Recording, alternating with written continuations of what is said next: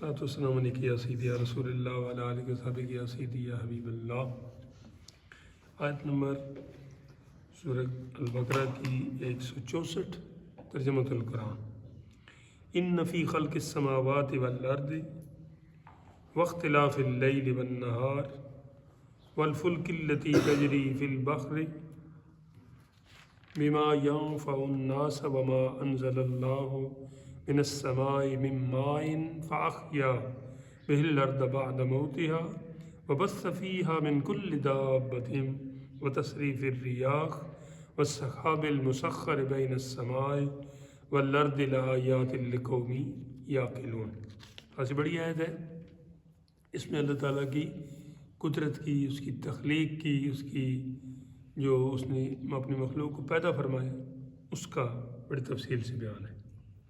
فرمایا ان فی خلق السماوات والارض، بے شک آسمانوں اور زمین کی پیدائش، یعنی اس میں ایک نشانی ہے نا، واختلاف اللیل والنہار، اور رات اور دن کا بدل بدل کے آنا۔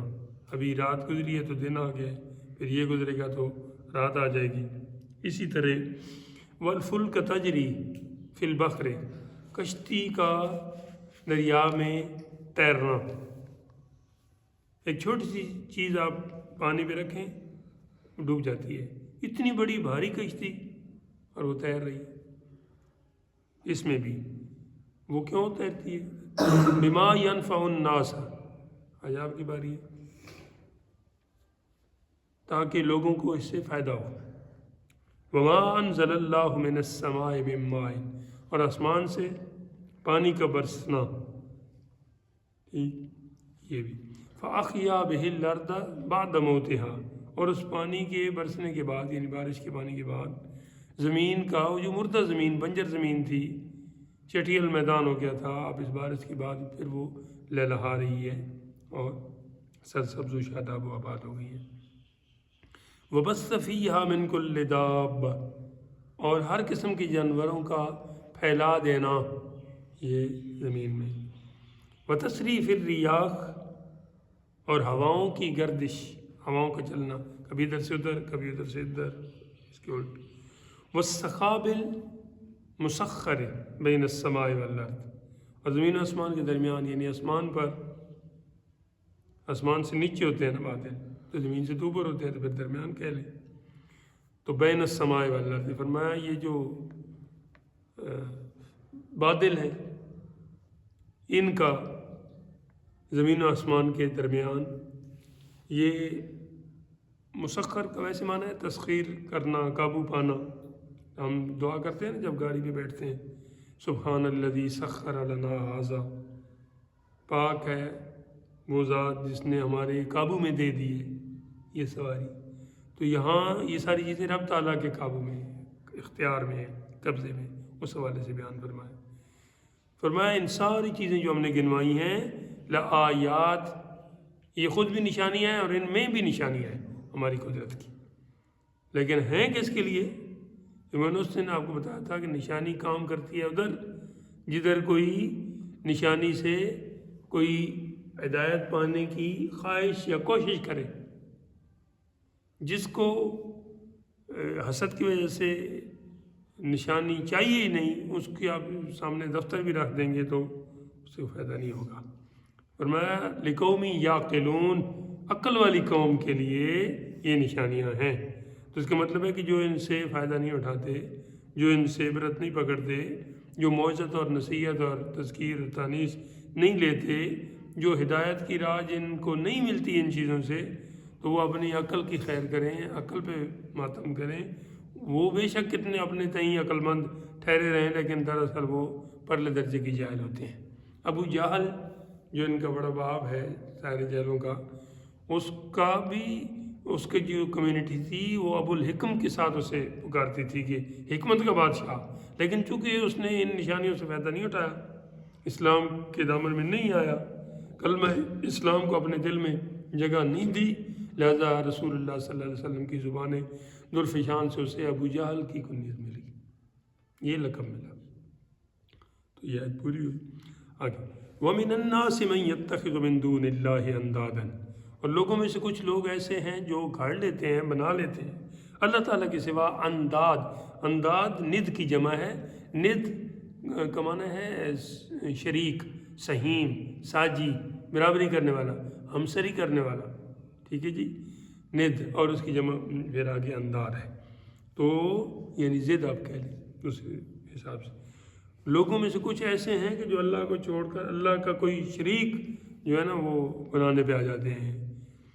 یحبونہم کحب اللہ، اور ان کو اس طرح پسند کرتے ہیں، ان کی محبت ان کے دل میں ایسے ہے جیسی کہ اللہ کی محبت ہوتی ہے، یعنی اللہ جیسی محبت کسی اور سے، یہ تو انتہائی غیر مناسب بات ہے۔ اور یہ لوگ جو ہیں یہ حرکت کر رہے ہیں کہ ایک تو اللہ کا شریک ٹھہرا رہے ہیں کسی چیز کو، اور پھر اس کے ساتھ محبت بھی اس قدر گہری کہ گویا یہ اللہ سے محبت کر رہے ہیں۔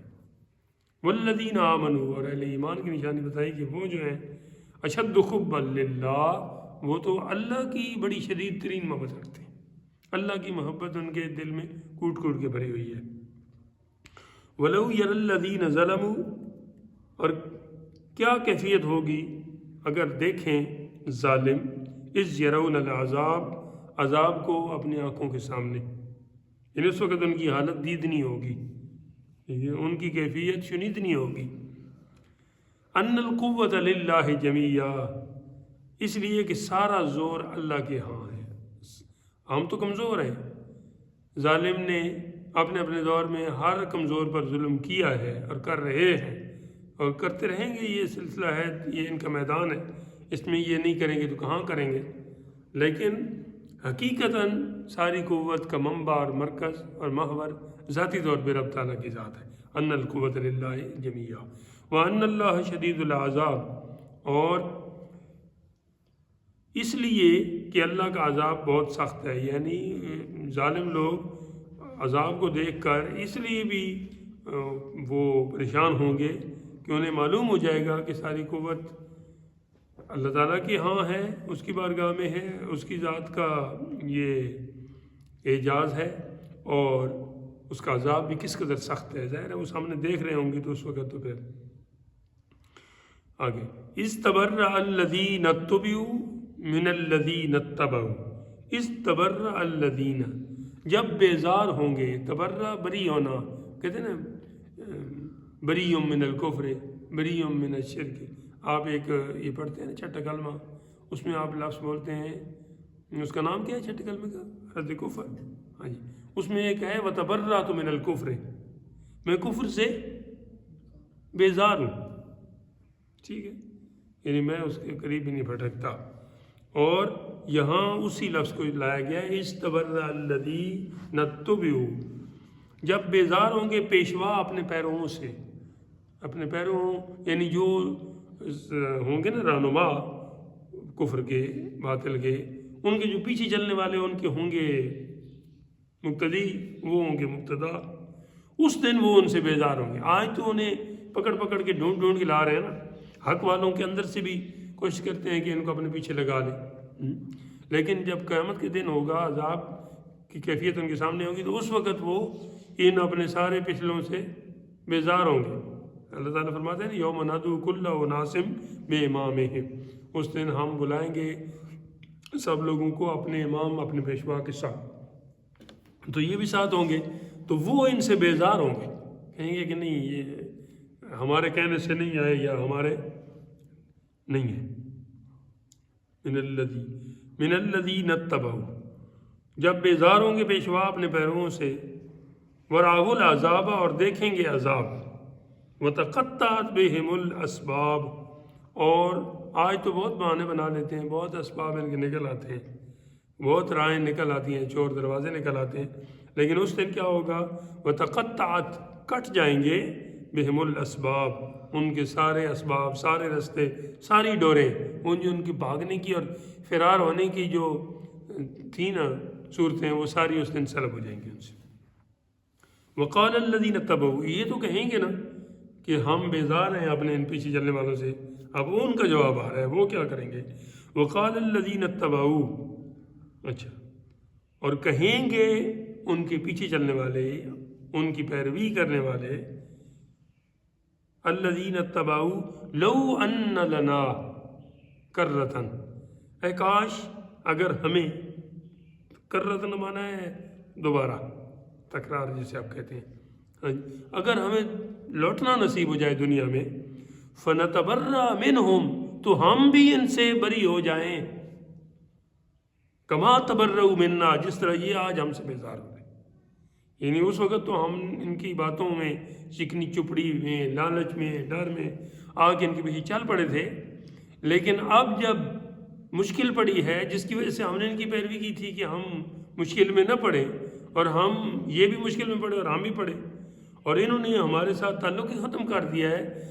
اگر ہمیں دوبارہ دنیا میں جانا نصیب ہوتا، کیونکہ جو ہم کر چکے ہیں وہ تو نہیں لوٹتا، لیکن دوبارہ اگر ہمیں جانا نصیب ہو تو ہم بھی ان سے ایسے ہی بیزار ہوں گے دنیا میں، جیسے یہ آج ادھر ہمارے ساتھ بیزار ہو گئے ہم سے۔ کذالک یریہم اللہ، اسی طرح اللہ تعالیٰ انہیں دکھائے گا، اعمالہم، ان کے اعمال، برے اعمال، حسرات علیہم، حسرت بنا کر کہ ہے کاش یہ نہ کیا ہوتا۔ ہم ادھر دربار شریف ایک دفعہ عرس پا کے پہ گئے تھے مانسر شریف، تو ادھر ایک دانشور تھے، کیا بات تھی ان کی، انہوں نے ایک بات بیان کی تھی، انہوں نے کہا تھا کہ یہ جس طرح کی ہستیوں کے ہم عرس پہ آئے ہوئے ہیں نا، یہ وہ لوگ ہوتے ہیں کہ جن کو کاش کا لفظ نہیں کہنا پڑتا، کہ کاش ایسا نہ ہوتا، کاش ایسا ہوتا، کاش ایسا نہ ہو، کاش ایسا ہو۔ یعنی ان کی جو مرضی ہے وہ رضا الہی کے تابع ہے، اور رب تعالیٰ تو سب جانتا ہے نا، اسے تو یہ کاش والی بات نہیں ضرورت۔ تو جب اس کی مرضی پہ چلنے والے ہیں لوگ ہوں گے تو پھر ان کو بھی کاش کا لفظ استعمال کرنے کی حاجت نہیں آتی، لیکن ان کافروں کو آتی ہے، اور مسلمانوں کو بھی، ہم جیسے گناہگاروں کو بھی آتی ہے۔ اللہ تعالیٰ اپنے حبیب ماں کے صدقے میں محفوظ رکھے گناہ سے۔ لیکن کافروں کے بارے میں فرمایا کہ اس دن ان کے برے اعمال ان کے لیے حسرت ہوں گے کہ کاش نہ کیے ہوتے، یا کاش اچھے اعمال کیے ہوتے۔ وما ہم بخارجین من النار، اور وہ دوزخ سے نکلنے والے نہیں۔ یہ کل جمعہ شریف میں بیان ہوا تھا چھٹے بارے میں کہ سورۃ مائدہ میں آیت نمبر 3 ہے، کیا ہے 35 ہے، کہ جی یریدون ان یخرجوا من النار، کافر لوگ جہنم سے نکلنا چاہیں گے، وما ہم بخارجین منہا، لیکن اس سے نکالے نہیں جائیں گے۔ اسی بات کو یہاں دوسرے بارے میں بیان فرمایا، وما ہم بخارجین من النار، اور وہ آگ سے نکلنے والے نہیں۔ یعنی کیا مطلب یہ ہے کہ جو کافر ہو کے مرا نا اس دنیا سے، وہ ہمیشہ جہنم میں رہے گا، اور جو مومن ہے گناہگار، وہ اپنا عذاب، اپنی جو سزا ہے وہ کاٹ کے، یا اس سے پہلے ہی آقا علیہ السلام کی شفاعت سے بہرمند ہو کے بہرحال جنت میں آ جائے گا، ہمیشہ جہنم میں نہیں رہے گا، ہمیشہ ایسا نہیں ہوگا کہ وہ جہنم سے نہ نکل سکے۔ جنت میں جو سب سے آخری بندہ جائے گا نا، اس کا نام حناد ہے، حناد، ہا دو آنکھوں والی یا ایک آنکھ والی کر لیں، نون الف اور دال، ٹھیک ہے، یہ بندہ سب سے آخری جنت میں جائے گا، اس کے بعد کوئی جنت میں نہیں جائے گا۔ لیکن یہ جہنم کے داخلے کی بات ہے۔ حضرت حسن بصری رحمۃ اللہ علیہ غالباً تھے، وہ کہتے تھے کاش میں حناد ہوتا،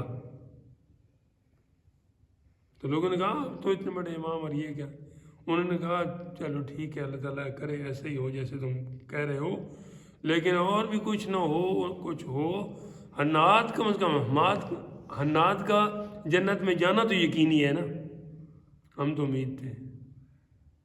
اللہ تعالیٰ عطا فرمائے جمیع اہل ایمان سمیت ہم سب کو۔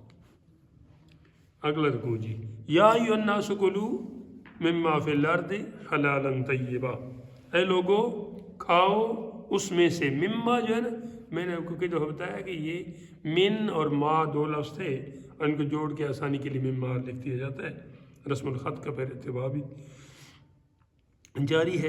اے لوگو کھاؤ اس میں سے، مما فی الارض جو زمین میں نا جو ہے، حلالا طیبا، پاکیزہ، اور طیب میں صاحب حلال پاکیزہ، ولا تتبعوا خطوات الشیطان، اور شیطان کے قدموں پر نہ چلو، خطوات جمع ہے خطوہ کی، ٹھیک ہے جی، تتبعو اتباع کرنا، پیروی کرنا، پیچھے چلنا. شیطان خود ہو گیا، وہ شیطان سے نکلا ہے. انہ لکم عدو مبین، بے شک وہ تمہارا کھلا دشمن ہے.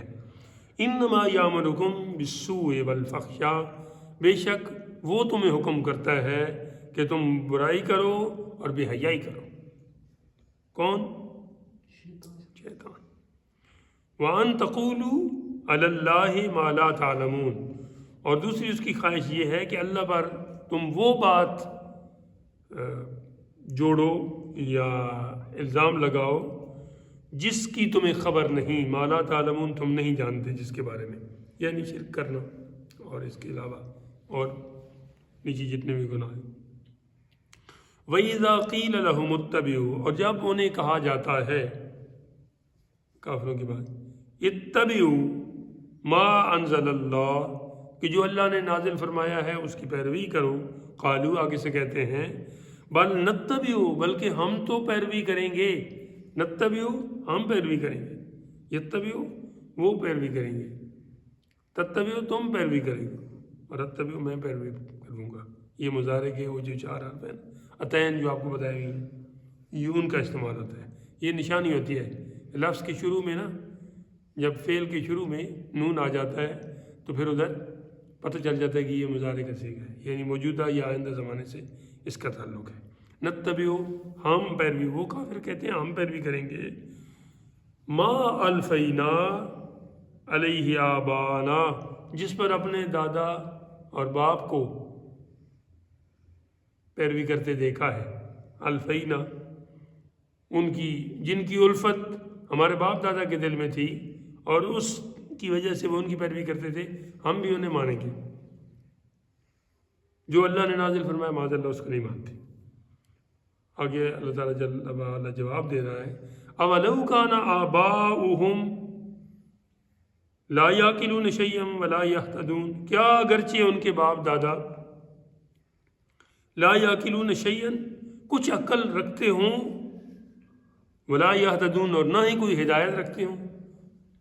اسی بات کو ادھر دوسری جگہ پہ بیان فرمایا کہ تم کہتے ہو کہ ہم باپ دادا کی پیروی کریں گے، باپ دادا تمہیں شیطان کی اولو کانوا یدعوہم الی عذاب السعیر. یہ غالباً 21واں پارہ ہے اور سورہ کیا کہتے ہیں لقمان ہے. اس میں یہ کہا گیا، اس میں بھی ان کا یہ بات آئی ہے نا کہ جی انہوں نے جب انہیں کہا گیا کہ اس طرف آؤ تو یہ آگے سے کہتے ہیں کہ ہم ادھر جائیں گے. تو فرمایا کہ تم ان کی بات مان رہے ہو، باپ دادا تمہیں شیطان کی راہ یا جہنم کی راہ بلا رہے ہیں، پھر بھی تم جاؤ گے. یعنی تمہیں خود کوئی سمجھ نہیں ہے. اب تمہیں ایک بندہ کہتا ہے جی کہ کنویں میں چھلانگ لگاؤ، تو اس وقت تو تم رک جاتے ہو، نہیں کنویں میں میری ٹانگیں ٹوٹتی ہیں، میں مر جاؤں گا. ہاں، تو باپ دادا اس سے بھی نچلے کنویں پہ تمہیں بلا رہے ہیں. جہنم تو سب زمینوں سے نیچے ہے اور ہے بھی ادھر آگ. تو اتنی تمہیں عقل نہیں ہے، ہم نے تمہیں عقل عطا فرمائی ہے، تمہاری عقل ماری گئی ہے کیا ہے. تو اسی مفہوم کو یہاں پہ بھی بیان کیا ہے. اولو کان آباؤہم لا یاکلون شیئا ولا یہتدون، کیا اگرچہ ان کے باپ دادا کچھ عقل رکھتے ہوں نہ ہی کوئی ہدایت رکھتے ہوں. اس جگہ پہ ہے 3 لفظ ہیں، ایک عقل، ہدایت، علم بھی آیا ہوا ہے لفظ وہاں پہ. اچھا، وَمَثَلُ الَّذِينَ كَفَرُوا، یہ جو کہ دوسری جگہ پڑھاتے ہیں تو وہ ساتھ ساتھ پھر آ جاتے ہیں، ویسے اتنا ہمیں نہیں.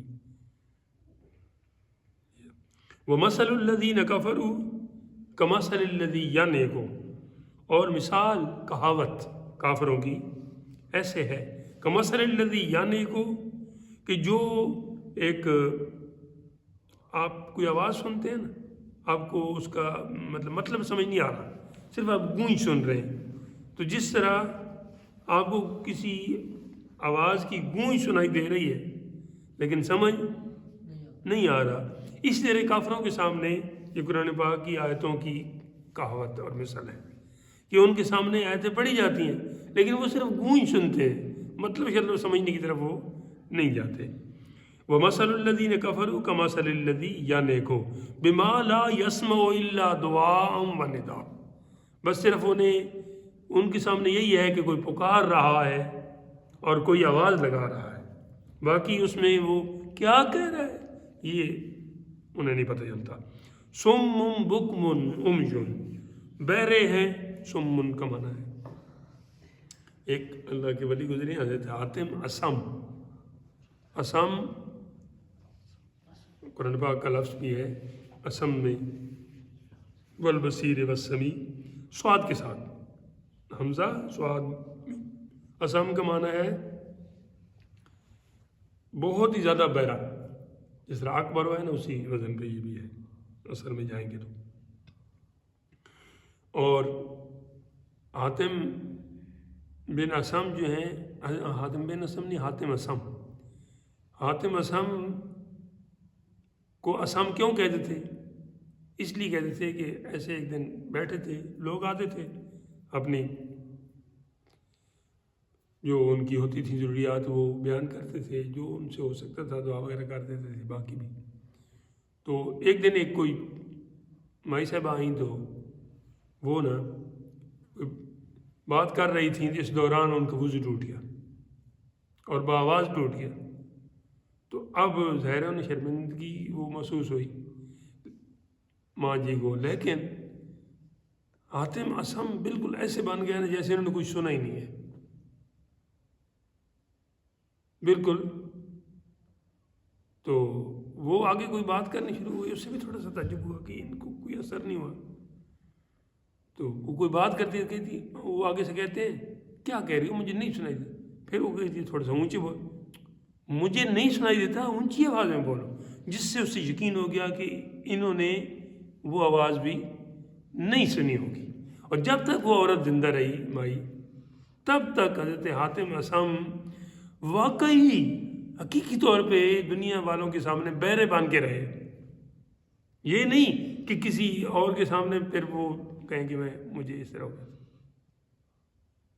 جس دن وہ گئی تو اس کے بعد پھر ان کی ورنہ نہیں۔ تو پھر اللہ تعالیٰ کو ان کی یہ ادا اس قدر پسند آئی کہ آج حاتم تو شاید اور بھی بہت ہوں گے، حاتم تائی ہے اور پتہ نہیں کتنے پچھلے بھی گزرے ہیں، لیکن حاتم اسم صرف وہی مشہور ہیں ان کی اس ایک ادا کی وجہ سے، یہ کم نہیں تھا، ٹھیک ہے۔ تو اسی اسم کو یہاں سمن فرمایا گیا ہے، ٹھیک ہے، کہ بہرے۔ بکمن یہ کیا کہتے ہیں اس کو، گونگے کو، اور عمیٌ اندھے۔ یہ بالکل ایسے ہی ہے جیسے آج کے حالات ہیں، اور ہمارے طبقے سمیت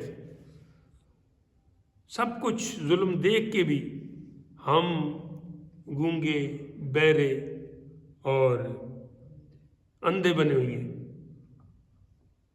دوسری طرف سے آوازیں آ رہی ہیں، ملک کے اندر سے بھی اور باہر سے بھی۔ عام ایک دنیا دار ہے، وہ کھل کے بول رہا ہے، لیکن ہم سہمے ہوئی ہیں کہیں یہ آگ ہماری طرف نہ پلٹ آئے۔ پلٹے گی تو صحیح، اللہ تعالیٰ رحم کرے۔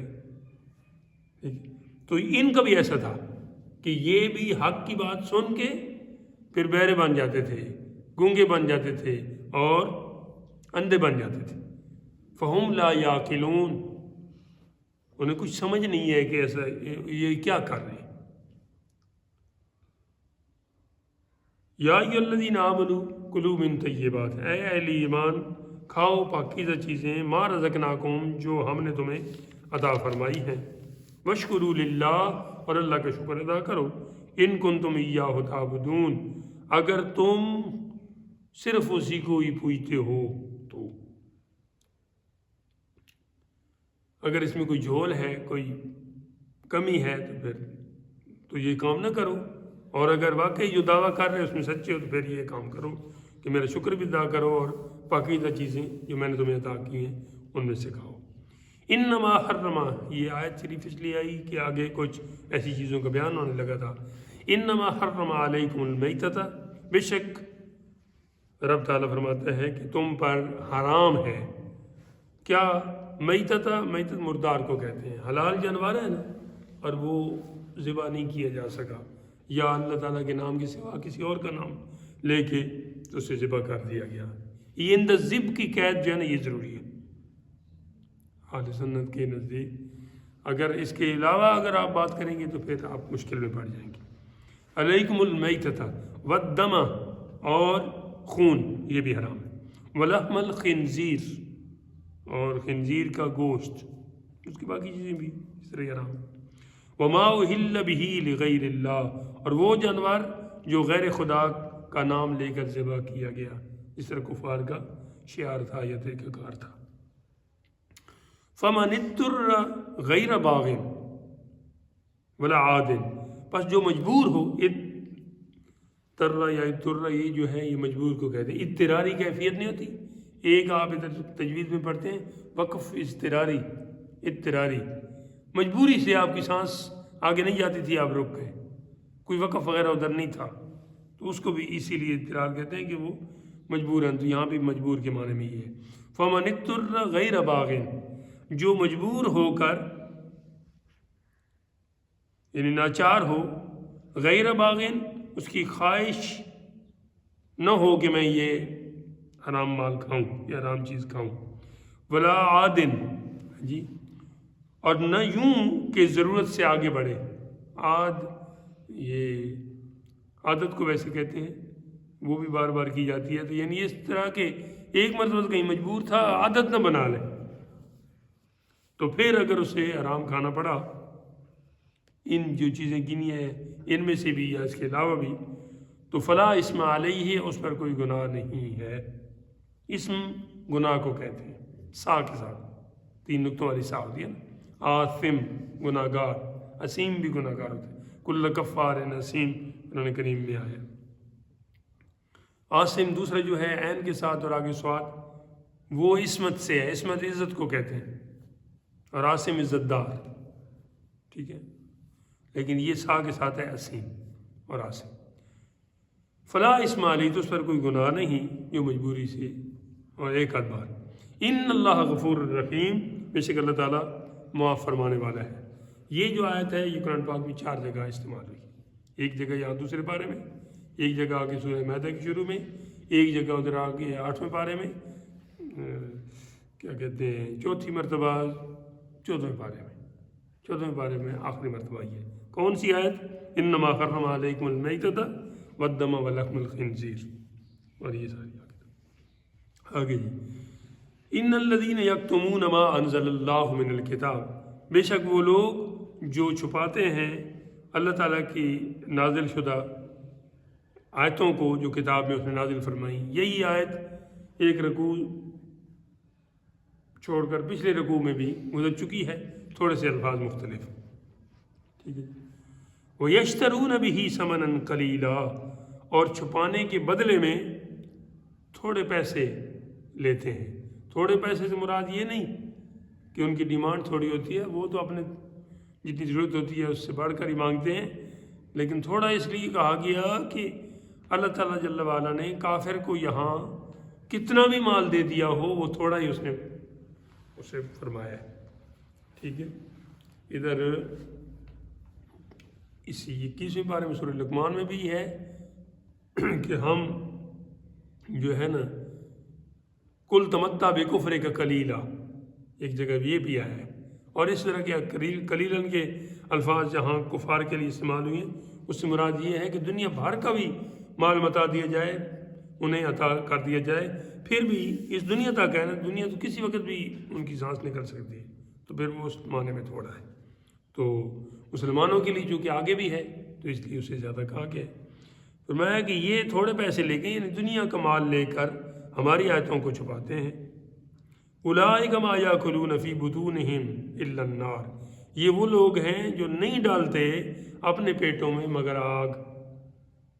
اسی بات کو آگے سورہ آل عمران کے پہلے رکوع کی آخری آیت میں بھی فرمایا ہے کہ یاکلون فی بطونہم نارا، جو یتیم کا مال کھاتا ہے وہ اپنے پیٹ میں آگ ڈالتا ہے۔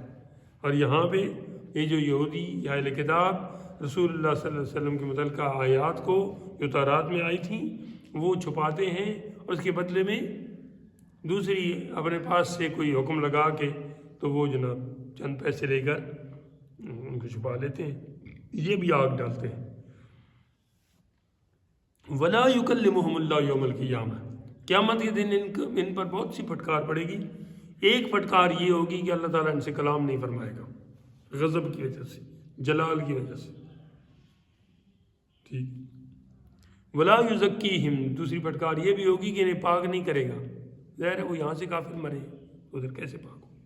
وَلَهُمْ عَذَابٌ عَلِيمٌ، اور ان کے لیے دردناک عذاب ہے. علیم، علم دینے والا، علم غم، ہم، ٹھیک ہے جی، آلام اس کی جمع ہے. درد و آلام کی مارے ہوئے کیا دیتے ہیں، ہم تو بس ان کی نگاہوں کو دعا دیتے ہیں. اولئک الذین اشتروا الضلالۃ بالہدی، یہی وہ لوگ ہیں جنہوں نے خرید لی گمراہی. دلالت گمراہی کس کے بدلے میں؟ بالہدا، ہدایت کے بدلے میں. آیا کہ وہ ہدایت حاصل کر سکتے تھے کہ ہدایت کو چھوڑ کر انہوں نے گمراہی لے لی. والعذاب بالمغفرہ، اور بخشش کے بدلے میں عذاب. مغفرہ بخشش ہو گئی اور عذاب ہو گئی. فما اصبرہم علی النار، تو کس درجہ انہیں آگ کی سہار ہے.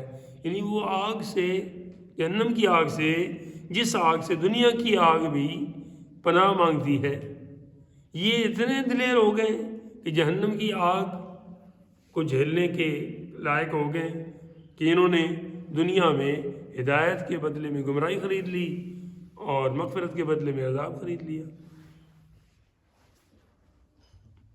ذالک بأن اللہ نزل الکتاب بالحق، یہ اس لیے کہ اللہ نے کتاب حق کے ساتھ اتاری ہے. ذالک، یہ بأن اللہ، اس لیے کہ اللہ تعالیٰ نے نزل، نازل فرمائی ہے، الکتاب، کتاب، بالحق، حق کے ساتھ. وَإِنَّ الَّذِينَ اخْتَلَفُوا فِي الْكِتَابِ، اور یہ لوگ، یعنی چونکہ اللہ تعالیٰ نے حق کتاب اتاری اور یہ اس کا انکار کرتے ہیں، تو اب یہ گمراہی اور عذاب ان کا مقدر ٹھہرا ہے. پچھلی آیت کے ساتھ اس کی یوں اٹیچمنٹ. وَإِنَّ الَّذِينَ اخْتَلَفُوا فِي الْكِتَابِ، اور بے شک یہ کرتے ہیں، یہ وہ لوگ ہیں کہ جو اختلاف کرتے ہیں اس کتاب میں، قرآن کریم. لفی شقاق بعید، وہ ضرور پرلے درجے کے چکڑالو ہیں. شقاق، شک کا معنی پیچھے بھی اس نے ذکر ہوا تھا، ویسے توڑنے کے معنی میں ہے، اور لڑائی کی بھی ہے، کیونکہ لڑائی والا بھی آپ کے اپوزٹ ہوتا ہے. بعید، بہت پرلے درجے کی، بہت دور. بعید کا معنی ہوتا ہے دور. ٹھیک ہے جی، آگے تھوڑا سا چلیں، کافی ہے، ابھی آدھا گھنٹہ ہوا، تھوڑا سا چل جاتے. لیس البر ان تولوا وجوہکم قبل المشرق والمغرب، نیکی صرف یہ نہیں ہے کہ آپ کا منہ مشرق کی طرف ہے یا مغرب کی طرف ہے. یہ آپ نے شروع میں بھی دوسرے پارے کے بالکل شروع میں نا یہ اسی مفہوم کو پڑھا ہے. سیقول السفہاء من الناس ما ولاہم عن قبلتہم التی کانوا علیہا قل للہ المشرق والمغرب یہدی من یشاء الی صراط مستقیم.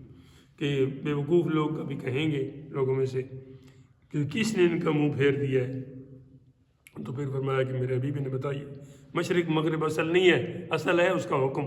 اس کا حکم جب ادھر تھا ادھر کرتے رہے، جب ادھر ہوا پھر ادھر کریں گے. تو یہاں پہ بھی یہی ہے. فرمایا نیکی یہ نہیں ہے کہ یہ تم اپنا منہ پھیرو مشرق کی طرف یا مغرب کی طرف، بلکہ نیکی کی اصل کیا ہے. اب وہ جو ادھر میں نے مفہوم بیان کیا تھا یہاں بلفظ ہی آ رہا ہے. فرمایا ولیکن البر، بلکہ نیکی تو یہ ہے من آمن باللہ، کہ آپ اللہ پر ایمان لاؤ کہ اللہ تعالیٰ ہے اور ہے بھی ایک ہے. جب ہم ایک ہے کہتے ہیں تو اس میں اس کا ہونا بھی آ جاتا ہے اور اس کا لا شریک ہونا بھی بیان ہو جاتا ہے. والیوم الآخر، اور قیامت کے دن کو ماننا یہ نیکی ہے.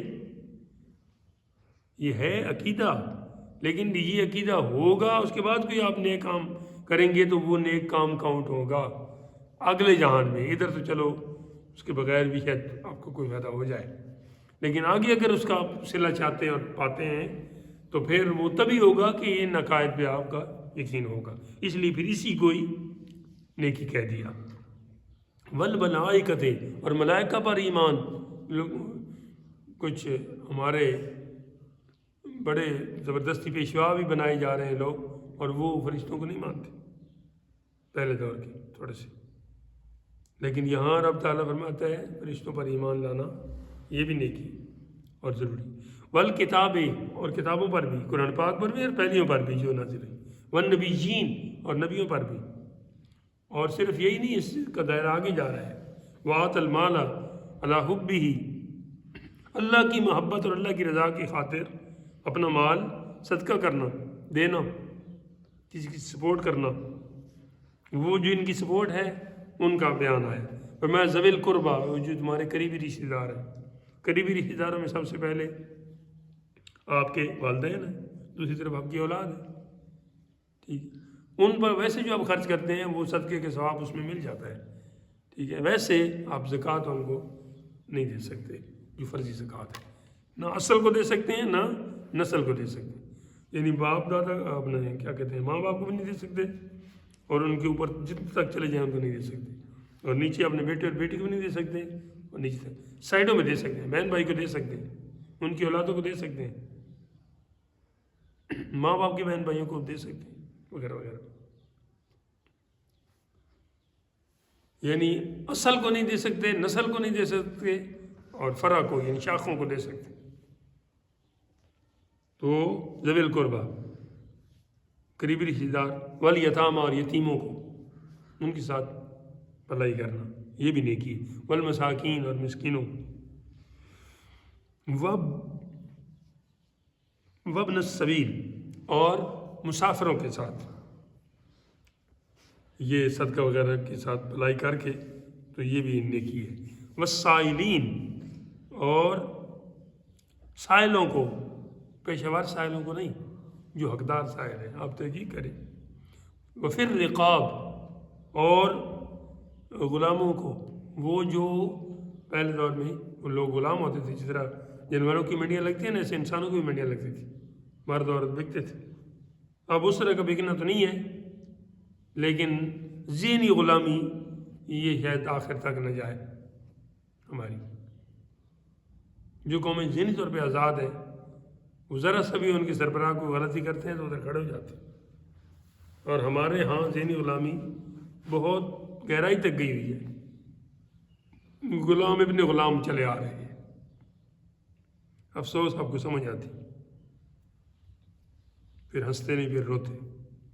وَأَقَامَ الصَّلَاةَ، اور نماز قائم کرنا. وَآتَ الزَّكَاةَ، اور زکوٰۃ ادا کرنا یہ بھی نیکی.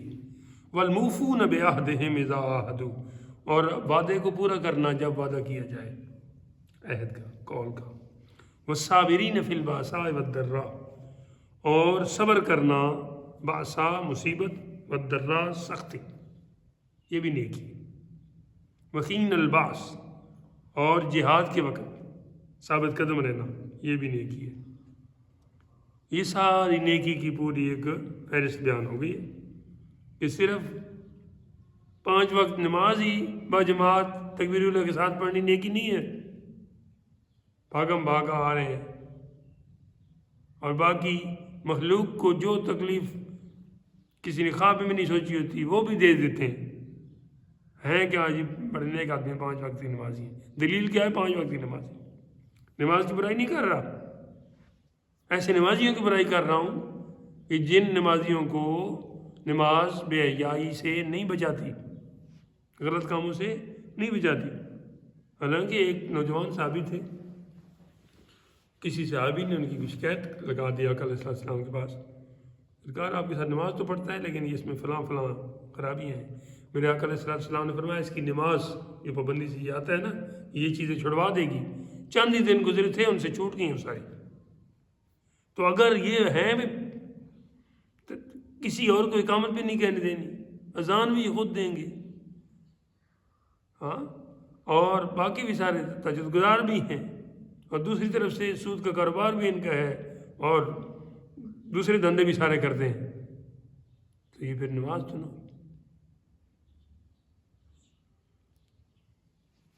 تو اس لیے رب تعالیٰ نے اتنی تفصیل سے بتایا کہ نیکی یہ بھی ہے کہ قبلہ کی طرف رخ کرنا، اس کے بغیر نماز نہیں ہوتی.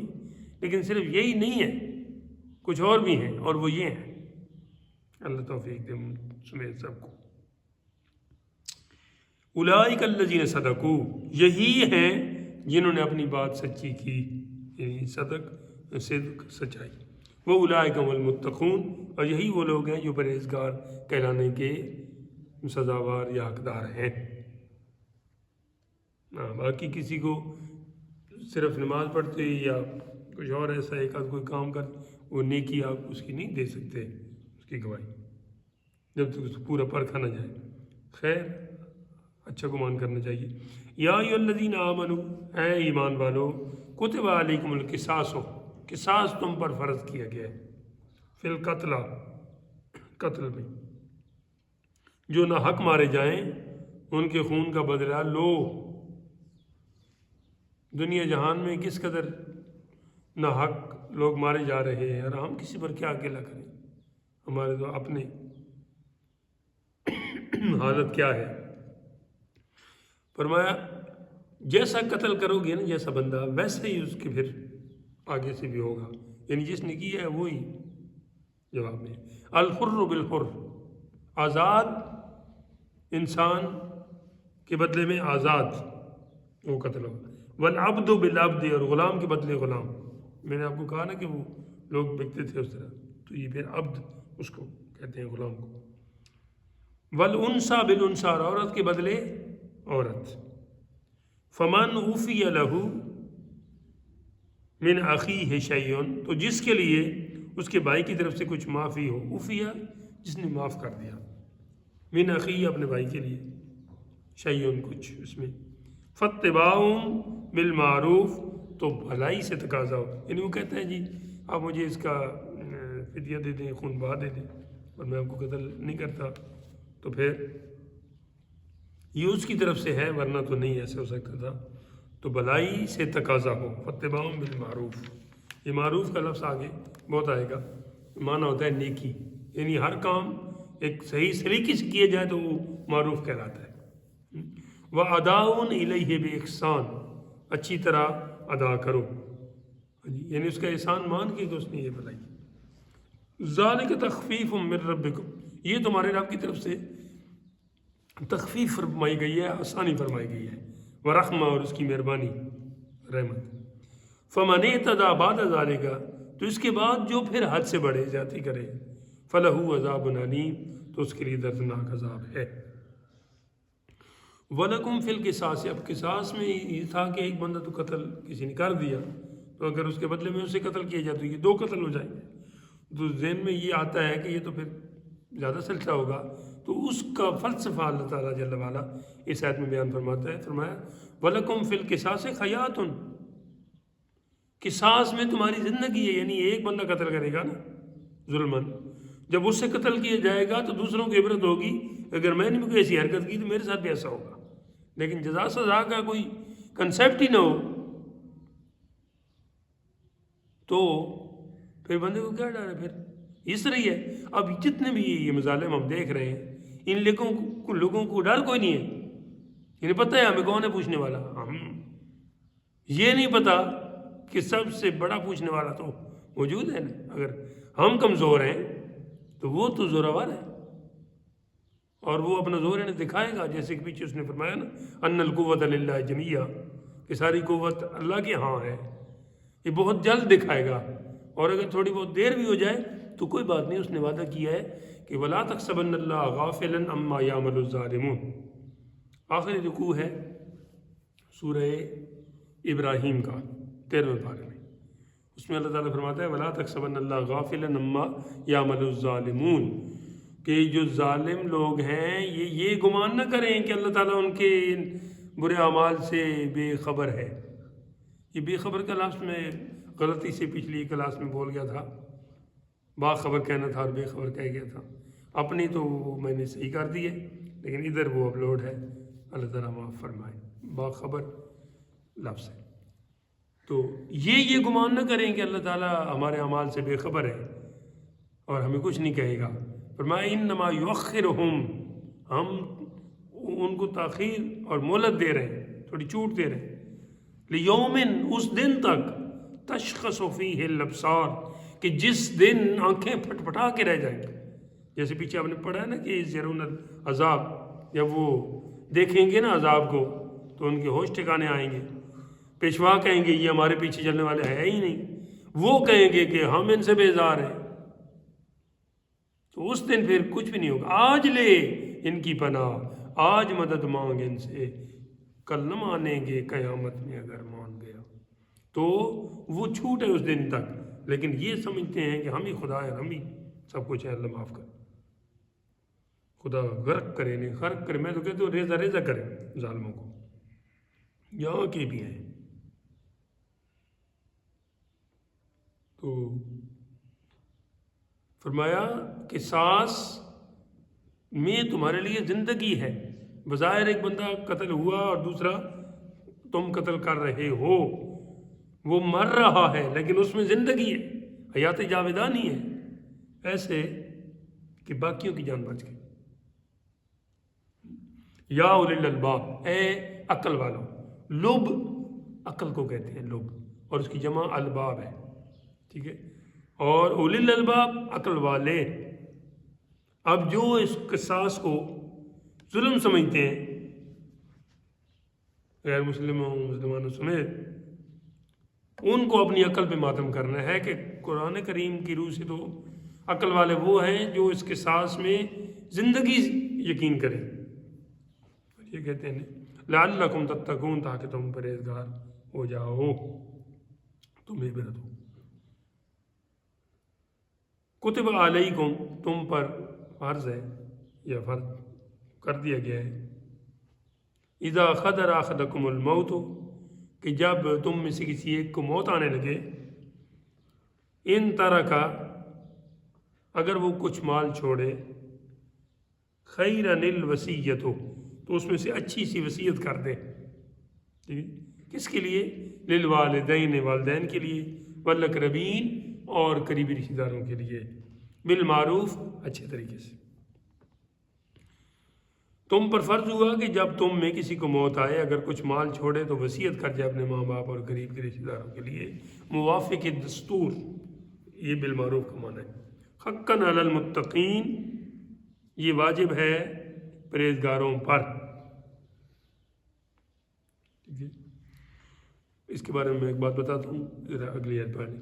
فمن بدلہ بعد ما سمعہ، جو وصیت کو سن سنا کر بدل دے، وصیت کرنے والے نے کر دی اور پیچھے اس کے اوپر عمل نہیں ہو رہا، بعد ما سمعہ، فإنما اسمہ، تو علی الذین یبدلون، اس بدلنے کا گناہ اسی پر ہوگا جس نے بدلائی ہے.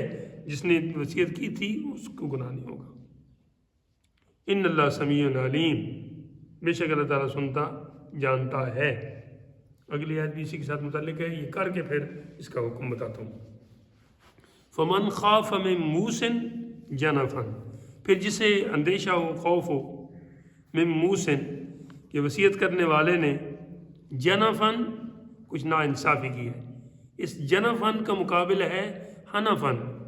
دین حنیف جو کہتے ہیں نا آپ، وہ حنیف حنف سے بنا ہے اور جنیف جنف سے بنا ہے. ادھر توجہ. جنفن بے انصافی اور حنفن بالکل ہر باطل سے جدا اور صحیح عدل، انصاف. او اسمن، یا گناہ کیا، زیادتی کی یا گناہ کیا، بے انصافی کی یا گناہ کیا، فاصلح بینہم، تو اس نے ان میں صلح کرا دی، فلا اسم علیہ، تو اس پر کچھ گناہ نہیں. 323.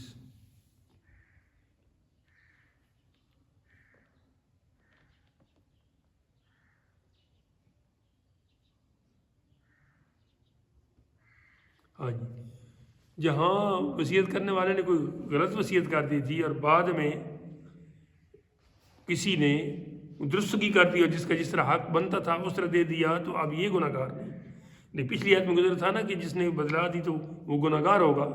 تو اس میں فرمایا کہ جس نے صحیح بات کو سامنے لانے کے لیے اور اس پر عمل پیرا ہونے کے لیے یہ حرکت کی ہے تو وہ غلط نہیں کی ہے، اس نے درست کی ہے. ان اللہ غفور الرحیم، بے شک اللہ تعالیٰ معاف فرمانے والے. اچھا، یہاں وصیت کی بات آئی ہے جی تم پر فرض ہے. یہ آیت اس وقت تک لائق عمل تھی جب تک یہ یوسیکم اللہ والا رکوع نازل نہیں ہوتا، یعنی وصیت یا سارے جو حصے تھے وراثت کے، وہ جب تک حکم نازل نہیں ہوتا کہ کس کا حصہ کتنا ہے۔ اب چونکہ سب کا حصہ قرآن پاک نے واضح طور پر بیان کر دیا ہے، اب یہ وصیت کرنے کی ضرورت نہیں ہے۔ پھر بھی اگر کوئی وصیت کرنا چاہتا ہے تو وہ اس کو اتنی اجازت ہے کہ مال کے 3 حصے کیے جائیں گے اور 1/3 حصے میں وہ وصیت کر سکتا ہے، اور اس میں بھی اس پر قید یہ ہے کہ لا وصیت للوارث سے، جو اس کے ورثاء ہیں ان کے لیے نہیں، کسی اور کے لیے کہ اس نے میرے ساتھ بہت اچھا کیا ہے، اس کو اس میں سے آپ یہ حصہ دے دیں۔ اگلا رکوع بڑا آسان ہے اور ہم کر ہی دیتے ہیں، اگر آپ تھک نہیں چکے تو کیا خیال ہے؟ کافی دل مانے، کہتے ہیں دل مانگے اور اگر مانتا ہے تو کر دیتے ہیں، اتنا ہے بڑا آسان ماشاء اللہ۔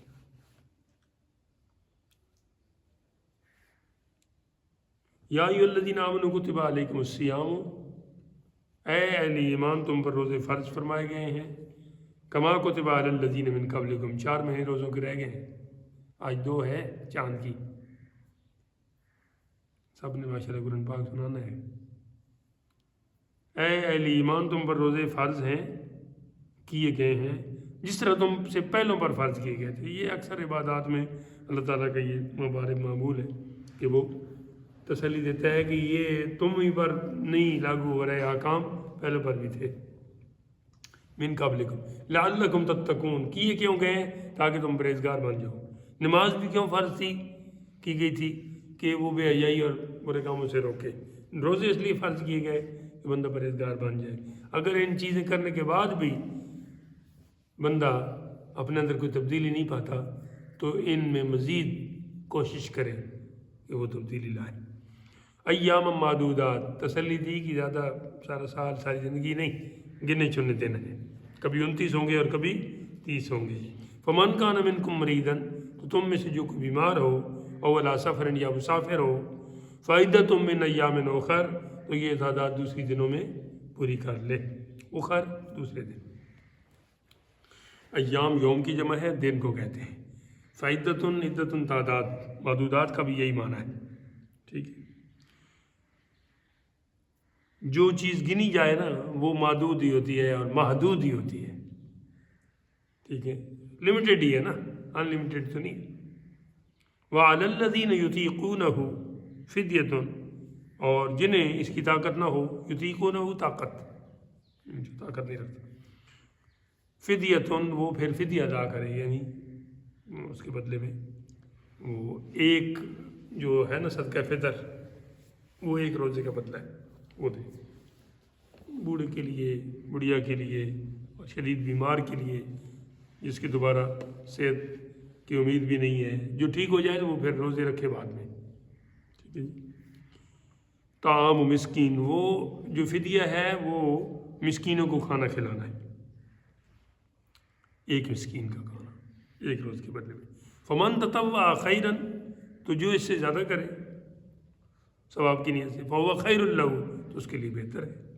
وان تصوموا، اور اگر روزہ رکھو، خیر لکم، یہ تمہارے لیے بہت ہی بہتر ہے۔ یعنی مسافر ہے اور اس نے فدیہ بھی ادا کر دی ہے، یہ روزہ وقتی طور پہ چھوڑ، لیکن وہ روزہ رکھے تو یہ بہت بہتر ہے، بیشک واپس آ کے رکھے جو بھی ہے۔ ان کنتم تعلمون، لیکن بات اتنی ہے کہ اگر تم جان سکو تو، نہ جان سکو تو پھر کیا بہتر ہے۔ شہر رمضان الذی انزل فیہ القرآن، یہ رمضان کا مہینہ وہ ہے کہ جس میں قرآن کریم نازل کیا گیا۔ اسلامی مہینوں کی تعداد کتنی ہے؟ اب یہ بھی کوئی بات ہے، 12 ہے۔ 12 مہینوں میں صرف 1 مہینہ ہے جس کا نام قرآن پاک میں ہے، اور وہ ہے یہ رمضان۔ شہر رمضان الذی، اور مزے کی بات ہے کہ کوئی ایک آسمانی کتاب بھی ایسی نہیں جو رمضان کے علاوہ نازل ہوئی ہو، ساری رمضان میں ہی آئی، باقی کوئی پہلے عشرے میں آئی ہیں اور یہ آخری۔ شہر رمضان الذی انزل فیہ القرآن، رمضان کا مہینہ وہ ہے کہ جس میں قرآن کریم نازل کیا گیا۔ کیوں نازل کیا گیا؟ ہدی للناس، لوگوں کے لیے ہدایت بنا کر. پہلے بارے میں فرمایا تھا ہدی للمتقین، ادھر فرمایا ہدی للناس، یعنی سارے لوگوں کے لیے. تو وہاں متقین پھر کیوں فرمایا جو اگر صرف سارے لوگوں کے لیے تھا، یا اگر متقین کے لیے تھا پھر ہدی للناس کیوں فرمایا؟ فرمایا ہے تو ساروں کے لیے لیکن ہدایت پاتے سے متقی ہیں، اس لیے وہاں وہ فرمایا. وبینات من الہدی والفرقان، اور ہدایت کی اور رہنمائی کی روشن باتیں اس کے اندر ہیں. فرقان فرق کرنے والی، فیصلہ کرنے والی، بینات روشن، اور ہدا ہدایت. فمن شہد منکم الشہر، پس تم میں سے جو کوئی پائے اس مہینے کو، فلیصم، وہ روز ضرور روزہ رکھے. عاقل ہے، بالغ ہے، مسلمان ہے، صحت مند ہے، گھر پہ ہے تو پھر. ومن کان مریضا، اور جو کہ بیمار ہو، ولا سفر، یا سفر میں ہو جیسے پیچھے گزرا، فعدۃ من ایام اخر، تو دوسرے دنوں میں پورے کر لے. یہاں دوسری وجہ بتائی، فرمایا یرید اللہ بکم اليسر، ادھر تو فرمایا تھا نا کہ ہم روزے اس لیے فرض کیے کہ تم متقی بن جاؤ، پرہیزگار بن جاؤ. ادھر فرمایا کہ یہ جو سفر میں اور مرض کی حالت میں تم پر روزے، ہم نے کہا کہ تمہیں چھوٹ ہے یا فدیے کی اجازت دی یا وغیرہ وغیرہ. یرید اللہ بکم اليسر، اللہ تعالیٰ چاہتا ہے کہ تم پر آسانی ہو. یسر کا معنی ہوتا ہے آسانی، ان مع العسر یسرا. ولا یرید بکم العسر، اللہ تعالیٰ تمہیں تکلیف نہیں پہنچانا چاہتا. بظاہر انسان کو لگتا ہے کہ سارا دن کچھ کھانا پینا نہیں آئی جاتی ہے، ظلم ہے، معاذ اللہ، مشکل ہے، لیکن اس کے جو آگے فوائد ہوتے ہیں ادھر بھی اور ادھر بھی، وہ بہت زیادہ ہیں. رب تعالیٰ اس تناظر میں فرما رہے ہیں. وَلِتُكْمِلُوا الْعِدَّةَ، اور مکمل کرو تعداد کس کی؟ روزوں کی. وہ جو ہے نا پیچھے بھی یہ لفظ گزرا ہے، چلے. وَلِتُكَبِّرُوا اللَّهَ عَلَى مَا هَدَاكُمْ، اور اللہ تعالیٰ کی بڑائی بیان کرو کہ اس نے تمہیں ہدایت عطا فرمائی ہے. لعلکم تشکرون، تاکہ تم شکر گزار بندوں میں شامل ہو جاؤ. وَإِذَا سَأَلَكَ عِبَادِي أَنِّي فَإِنِّي قَرِيبٌ، اے حبیب جب آپ سے میرے بندے پوچھیں میرے بارے میں تو آپ نے کہنا ہے فَإِنِّي قَرِيب، کہ اللہ تعالیٰ قریب ہے. اجیب دعوت الداعِ اذا دعانی، دعا قبول فرماتا ہے جب اسے کوئی پکارے. تو فَلْيَسْتَجِيبُوا لِي، تو انہیں چاہیے کہ میرا حکم مانے. جب میں ان کی عرض گزاری سن رہا ہوں خالق اور مالک ہو کر، تو یہ تو میری مخلوق ہے، میرے بندے ہیں، ان کو بھی چاہیے نا کہ یہ بھی میری بات مانے. صرف مجھے ہی نہ مانے، میری بھی مانے. ہمارا المیہ تو یہی ہے نا، ہم مانتے ساروں کو ہے لیکن مانتے کسی کی بھی نہیں. وَلْيُؤْمِنُوا بِي، اور مجھ پر ایمان لائیں. لَعَلَّهُمْ يَرْشُدُونَ، تاکہ یہ لوگ رشد و ہدایت والے ہو جائیں، یعنی ہدایت پا جائیں. بڑی لمبی آیت ہے، اس میں فرمایا کہ اُحِلَّ لَكُمْ لَيْلَةَ الصِّيَامِ الرَّفَثُ إِلَىٰ نِسَائِكُمْ. بات اس طرح تھی کہ روزے شروع میں جب فرض ہوئے تھے تو اس طرح ہوتا تھا کہ مغرب کی نماز کے بعد اگر آپ سو جائیں، دن کو آپ کا روزہ تھا اور مغرب کی نماز میں روزہ تو آپ نے کھولا لیکن نماز میں مشغول ہو گئے اور پھر ابھی کھانا تیار نہیں تھا اور آپ سو گئے، تو جیسے ہی آپ جاگیں گے تو روزہ نیا شروع ہو چکا ہوگا اور دوسرے دن مغرب تک پھر آپ کچھ کھا پی نہیں سکتے. اور اس طرح جو شادی شدہ لوگ ہیں ان کے لیے بھی قید تھی کہ وہ بھی روزے میں ہوں گے تو پھر کوئی اور اجازت نہیں ہے اپنے حقوق کی پورا کرنے کی. تو کچھ صحابہ پاک سے اس کے خلاف ہو گیا. ایک تو یہ کہ ایک صحابی تھے سرما، سواد کے ساتھ سرما، وہ دن کو روزہ ہے، مزدوری پہ تھے، کام کاج کر آئے نا، مغرب کی نماز پڑھی یا ایسا تو سو گئے تھکاوٹ کی وجہ سے، کھانا تو یاد نہیں تھا. جیسے ہی یعنی سورج غروب ہونے کے بعد اگر کوئی سو جاتا تو اٹھتا تو اگلا روزہ شروع ہو جاتا، شروع تو روزہ اگلا شروع ہو گیا. جب اگلا شروع ہو گیا تو ظاہر ہے وہ پھر دوسرے بھی انہیں روزہ رکھنا. دوسرے دن وہ کافی کمزوری کی حالت میں آقا صلی اللہ علیہ وسلم نے دیکھا تو پوچھا سرما کیا ہوا تجھے؟ سرکار وہ اس طرح ہو گیا تھا، اور روزہ پھر ایک یہ بھی کچھ کھایا پیا نہیں تھا کہ دوسرے شروع ہو گیا۔ ادھر حضرت عمر فاروق رضی اللہ عنہ سے وہ دوسرا لحاظ نہیں رکھا گیا جو ازدواجی حقوق تھے ان کے حوالے سے، تو انہوں نے بھی آگے عرض کی کہ سرکار اس طرح ہو گیا ہے۔ تو رب تعالیٰ جل وعلا نے یہ لمبی طول طویل آیت نازل فرمائی، اس میں آسانی فرما دی۔ کس طرح؟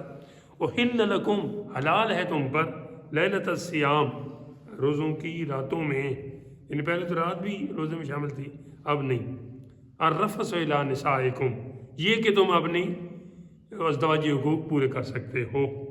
ہن لباس لکم، وہ تمہارا لباس ہے، وانتم لباس لہن، اور تم ان کے لباس ہو۔ علم اللہ انکم، اللہ تعالیٰ نے جانا، اللہ تعالیٰ دیکھ رہا ہے کہ کنتم تختانون انفسکم، تم اپنے نفسوں پر کے ساتھ خیانت کر رہے ہو، یعنی تمہیں یہ جائز نہیں تھا، تم سے یہ چوک ہوئی، تو فتاب علیکم، اس نے تمہیں تمہاری توبہ کو قبول کر لیا، وعفا عنکم، اور تمہیں معاف فرما دیا۔ فالآن، اب ایسا کرو، باشروہن، تم اپنے ازدواجی حقوق پورے کرو، وابتغوا، اور مانگو اور چاہو، ما کتب اللہ ہو، جو اللہ تعالیٰ نے لکھ دیا ہے، لکم، تمہارے لیے، وہ اللہ تعالیٰ سے مانگو، یعنی اولاد وغیرہ۔ وکلوا، پیچھے، وکلوا واشربوا، اور کھاؤ اور پیو، کیونکہ پہلے تو ان راتوں کو منع تھا کھانا پینا، جیسے دوسری بات منع تھی یہ بھی تھی، لیکن آپ کیا فرماتا ہے؟ وکلوا واشربوا، کھاؤ بھی اور پیو بھی، کب تک؟ حتی یتبین، جب تک کہ ظاہر ہو جائے، لکم، تمہارے لیے، یعنی جس علاقے میں تم رہ رہے ہو ادھر وقت کی یہ کیفیت ہو جائے کہ الخیط الابیض من الخیط الاسود، کہ سفید ڈورا سیاہ ڈورے سے، یعنی رات ختم ہو جائے اور صبح کی سفیدی وہ ظاہر ہو جائے، من الفجر، صبح کی سفیدی سے، اس وقت تک تم کھا سکتے، یعنی سحری کے وقت جب تک ختم ہوتا ہے اس وقت۔ ثم اتموا الصیام الی اللیل، پھر خیال کرنا اس کے بعد پھر روزہ پورا کرنا، کب تک؟ الی اللیل، یعنی سورج غروب ہونے تک۔ ولا تباشروہن، لیکن ایک قید پھر بھی رکھی کہ اعتکاف کی حالت میں ہو تو اس وقت پھر ان راتوں میں تم پر کھانا پینا تو جائز ہے، لیکن ازدواجی حقوق ان دنوں میں تمہیں ادا کرنے کی اجازت نہیں ہے۔ حضرت علی پاک سے غالباً ایسا کوئی ہوا تھا، تو پھر رب تعالیٰ نے آیت شریف کا یہ جملہ بھیجا، کسی سے بھی ہو یا نہ بھی ہو تب بھی حکم بیان فرما دیا کہ ولا تباشروہن، ازدواجی حقوق پورے نہ کرو، کس حالت میں؟ وانتم عاکفون فی المساجد، جب تم مساجد میں اعتکاف بیٹھو، اور اعتکاف ٹوٹ جائے گا، ٹھیک۔ تلک حدود اللہ، یہ اللہ کی حدود ہیں، فلا تقربوہا، ان کے قریب نہ جاؤ، ورنہ تم حدود کراس بھی کر جاؤ گے، لہذا قریب ہی نہ جاؤ تاکہ کراس نہ ہو۔ کذالک یبین اللہ آیاتہ، اسی طرح اللہ تعالیٰ اپنی آیتوں کو واضح فرماتا ہے، للناس، لوگوں کے لیے، لعلہم یتقون، تاکہ وہ پرہیزگار بنیں۔ ایک آیت چھوٹی سی رہ گئی ہے، رکوع میں پھر ختم کرتے ہیں۔ فرمایا ولا تاکلوا اموالکم بینکم بالباطل، اور آپس میں ایک دوسرے کا مال ناحق نہ کھاؤ، ولا تاکلوا، اور نہ کھاؤ، اموالکم، اپنے مال، بینکم، ایک دوسرے کے آپس میں، بالباطل، ناجائز طور پہ، ناحق، وتدلوا بہا الی الحکام، اور نہ حاکموں کے پاس مقدمہ لے جاؤ، لتاکلوا، تاکہ تم کھا سکو، فریقم من اموال الناس بالاسم، کہ دوسرے فریق کا ناجائز طور پہ مال لے سکو۔ مقدمہ اس لیے حاکموں کے پاس نہ پہنچاؤ کہ لوگوں کا کچھ مال ناجائز طور پہ کھا، بالاسم، گناہ کے طور پہ، وانتم تعلمون، اور تم جانتے بھی ہو، جان بوجھ کر ایسا غلطی سے ہو گیا ہے، تو جب پتہ چلے تو پھر اس کا مداوع کرو۔ بات یہیں روکتے ہیں، اللہ تعالیٰ ہم سب کو عمل کی توفیق عطا کرے۔ یہ آیت نمبر ہے جی 188، ہم چلے تھے آیت نمبر 164 سے۔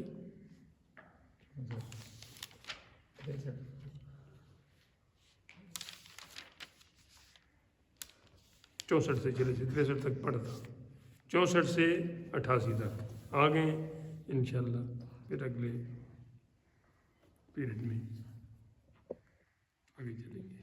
وآخر دعوانا الحمدللہ رب العالمین۔